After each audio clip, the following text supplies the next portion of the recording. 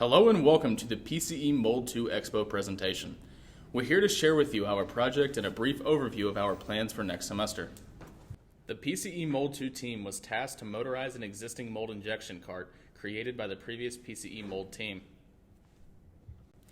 Our project specifications can be broken into two main categories.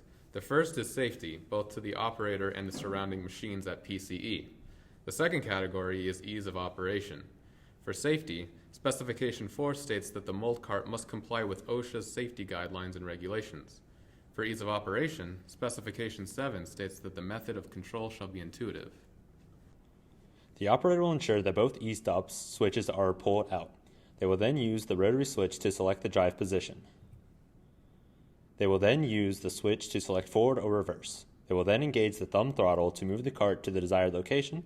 They will then switch the cart from drive to lift, and they will then begin to lift or lower the mold. The selected solution was to add an additional wheel in the front center that will be powered by a motor. The motor selected will be a Bison DC gear motor that has a nominal torque of 599 inch-pounds and a max torque of 831 inch-pounds. The material selected for the bracket was 1018 cold-rolled steel, and we're using a keyed drive shaft to deliver power directly from the motor to the wheel.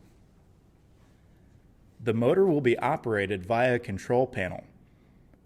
The control panel includes an e-stop, which will be within arm's reach of the operator at all times as per OSHA regulation. A rotary switch will also be used to change the mode of operation.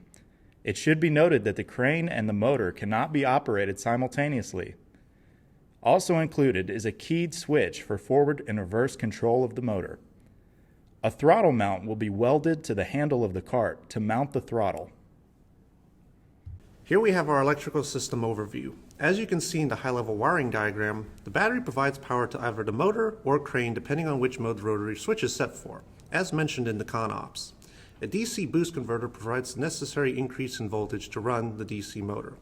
You'll also notice that we have two e-stops in front of the battery. This ensures that OSHA guidelines are met at all times, with one placed on the control panel and one located on the boom. Some additional improvements will be made to the cart. A locking mechanism will be included to lock the heavy boom in place when not in operation. Bumpers will also be included to protect the machines and users. A battery charge indicator will be included in order to allow the user to determine when it is necessary to charge the cart. Here is the timeline for the spring semester. We plan to begin construction by January 10th and have construction completed by March 15th. We also plan to have successful verification by April 1st.